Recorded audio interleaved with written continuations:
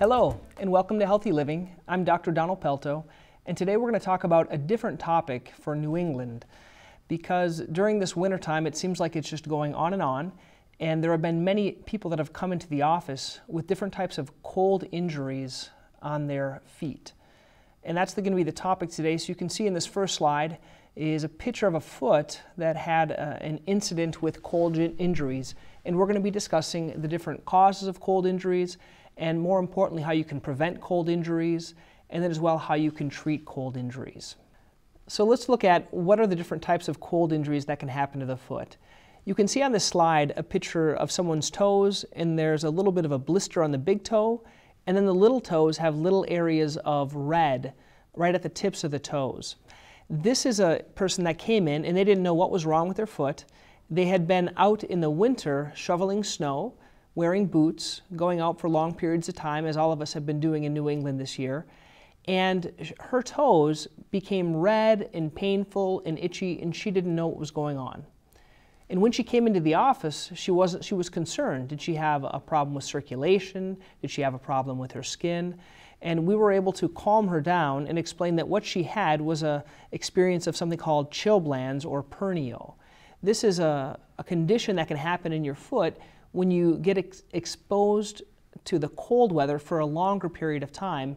And one of the biggest problems is if your feet sweat in your shoes. Many times people that go outside, they really get bundled up. They wear 2 or 3 pairs of socks, and then they go out and work for hours at a time. And when their feet sweat, what happens is that sweat can freeze. It can freeze into the boot, freeze into the sock, and it can cause injury to the toes. So chilblains and pernio are very similar. They're a lighter type of a frost or an injury to the toes from cold. Frostbite, on the other hand, is a little more severe. Frostbite is where your foot actually becomes frozen. And this is not just for a few hours. This is exposed to cold weather for a number of it can be a number of hours, but it may even be a number of days. For example, if someone needs to be working outside or is living outside, they can get a condition called frostbite. And then something that isn't quite a frozen injury, it's something called trench foot or a non-freezing cold injury.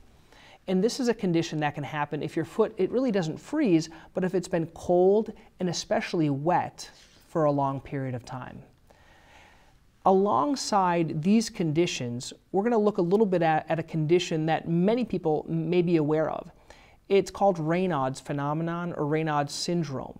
If you look at this next slide, you can see that in the toes, there's certain areas that the skin is pink, and there's other areas where the skin is white. And for many people, they see this in their hand. For example, in your hand, when you go outside, you may see that one of your fingers may be white and the other ones may be pink. This is a condition called Raynaud's, and it's a condition where the blood vessels in that one finger or that one toe is vasoconstricted, or it's shrunk down for a period of time. It goes into something called vasospasm, where it spasms, and then there's no blood going to that finger or that toe. Usually this is for a short period of time, and it's usually reversible and doesn't cause other conditions. These conditions of Raynaud's can also be seen with other health conditions. It's not just due to the cold, but it can be caused by other health conditions. I tend to find people with Raynaud's tend to be slimmer and slender, and younger females that have this condition, or slender females, when they go outside, that cold weather really affects them. That's called the Raynaud's condition. So what really causes a cold injury? Let's look at this next. You can see in this slide here, the most common cause of a cold injury is extended exposure to cold or damp or wet. And that's what we've been seeing this year, isn't it? In New England, we've been out in the cold, we've been shoveling our walkways, we've been going for walks, trying to stay active, and then your feet can get damp, whether or not you step into something or that snow then penetrates into your shoe or penetrates into your boot, and it makes your shoe and your boot and your sock wet and damp. And because of this, your toes, because they're so cold, in order to protect them and also protect the other parts of your body, you get vasoconstriction or vasospasm. Many times your body, it tries to keep the central part of your body warm. This is called your core temperature. Your core temperature is where all the vital organs of your body are located. So for example, your body is going to first try to protect your brain, going to try to protect your heart, it's going to try to protect your other internal organs before it, for example, tries to protect your fingers or your nose or these other areas that can be problematic when it's very cold outside. When you look at the areas that get affected, it's usually what we call the most distal extremities. So the distal, or the furthest part away from your hands, such as your fingers, the furthest part of your feet is your toes, and then also the tips of your nose and your ears. These are the areas, when they're exposed to cold, they become affected most commonly. That's done, it vasoconstricts or stops the blood flow to those areas to shunt the blood flow and shunt all of the warmth to the inner part of your body to keep that area warm. Once again, who is affected by these cold injuries? You may want to know, am I at risk?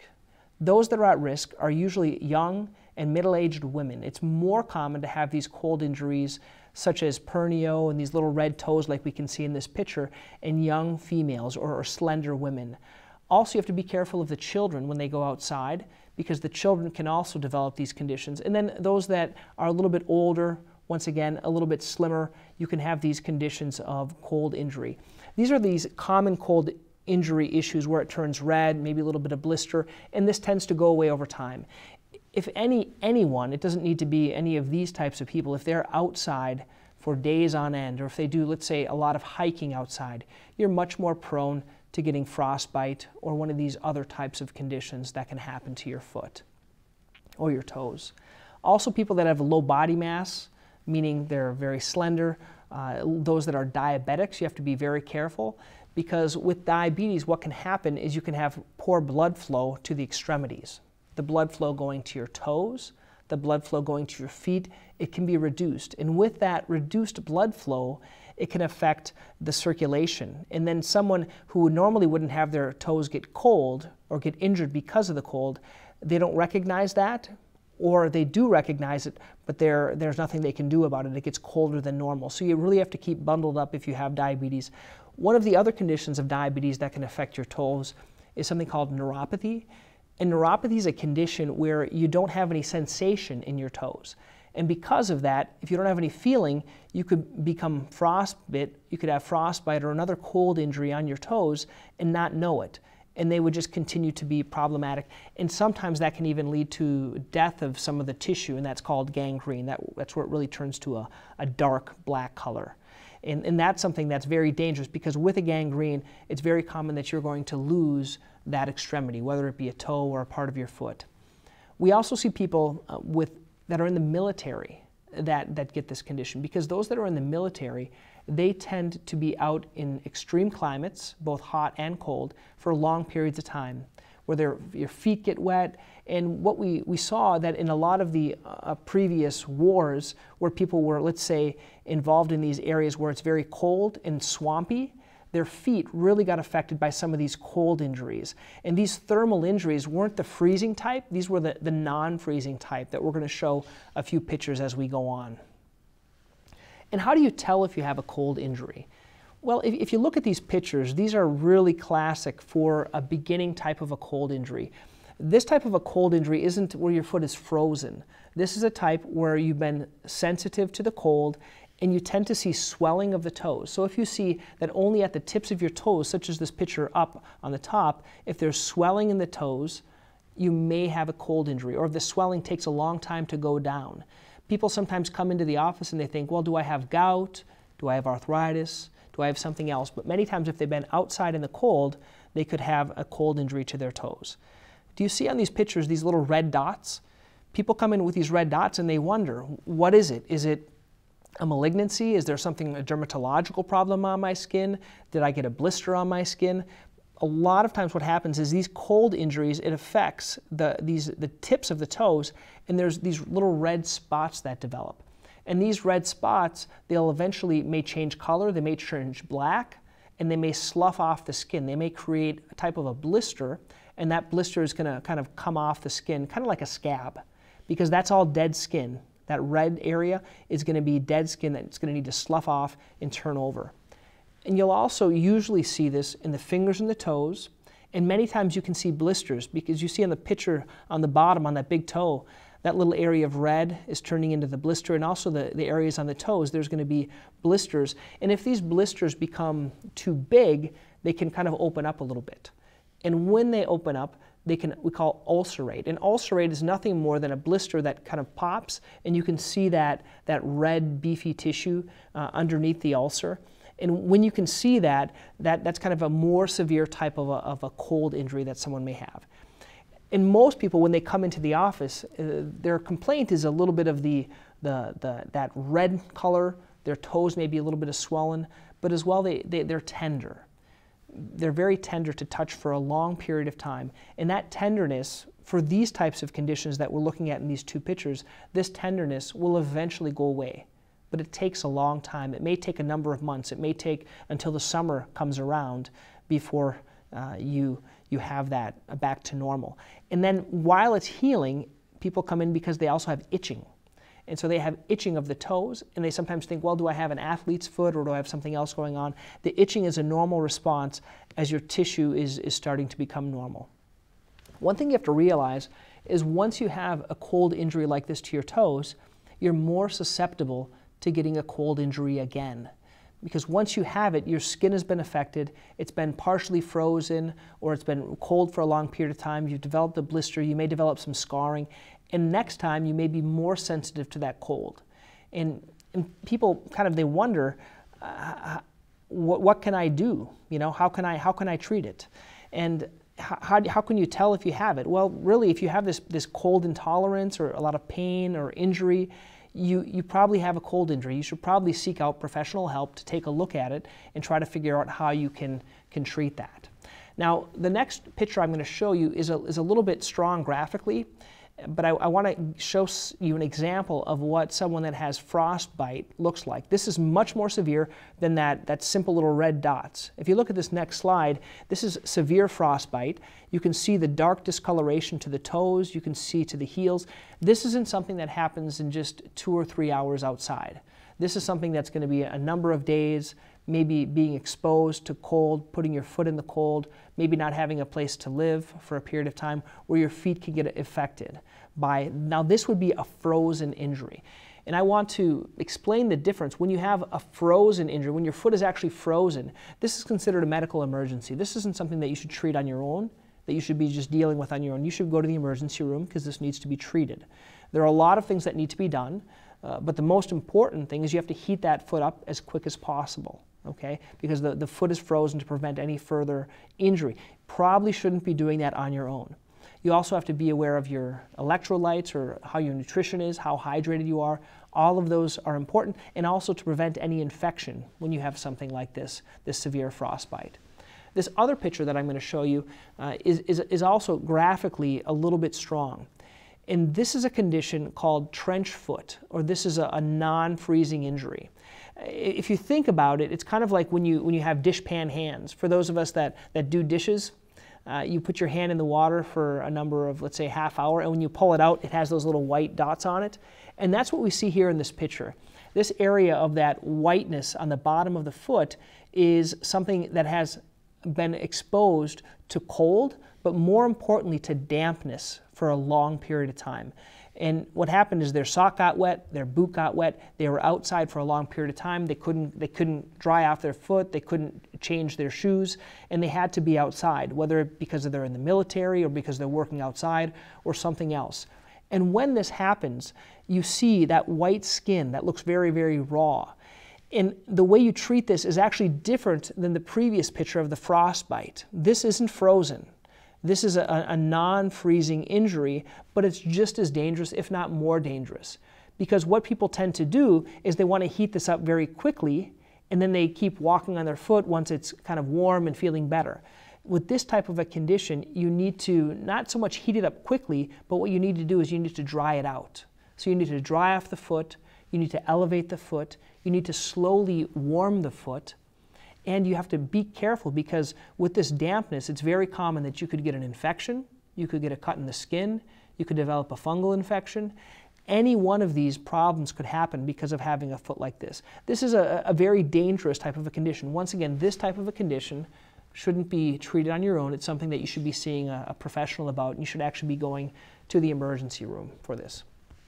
Now, you may be asking, the winter is finishing up here in New England, but how do I prevent or how do I treat these minor cold injuries? Our focus is going to be more on the minor cold injuries, because these major ones, like the last two pictures I showed you, it should be treated by a professional. You should go to the emergency room if it just happens. You shouldn't be trying to treat it on your own.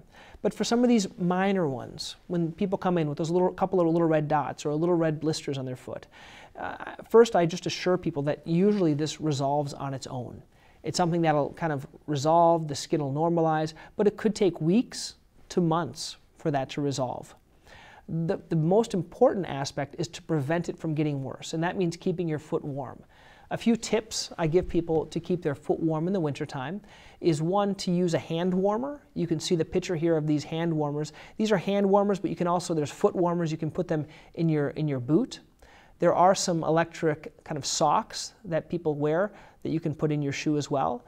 But simply, if you don't have either of those, making sure that you have a nice wool sock that's able to wick away the moisture, or one of these new synthetic socks that wicks away the moisture. Changing your sock. Let's say if you're hiking for a number of hours and you find that your foot is sweating, changing your sock to a dry sock. If your boot's wet, letting your boot dry out, because the main concern isn't so much the cold. The concern is when it gets wet, and that's when it gets kind of almost frozen, and that's the concern that you have. Also, if you do smoke, smoking is not good, because smoking can slow down the circulation, and every time you take a puff, it actually vasoconstricts the arteries, and that's bad. If you're having some minor symptoms, your doctor may prescribe some steroid creams, and then if it's more of a severe case where there is some cuts in your skin, you may have to treat any type of infection, whether that may be a fungal infection or whether that may be a bacterial infection. Now, looking at this last slide, if it is frostbite, if your foot is actually frozen or a toe is frozen, this is more of a severe injury. Once again, you should be seen by a professional. I can't emphasize that enough. But if it's frostbite, frostbite needs to heat up quickly, okay, to defrost that foot. But you have to do it under medical guidance to do it the proper way. If it's not frostbite, as I mentioned before, you have to dry out the foot, because the dampness is the worst part. Elevate the foot and keep rested. Also, keeping hydrated is very important, because with any of these types of injuries, dehydration, you need the hydration to bring just the normality to your foot. And then don't walk or rub your foot. Many times we see people, when they have an injury to their foot, they try to rub it, and when you rub it, it's going to develop blister, that skin's going to slough off, that's going to cause more types of problems for your foot.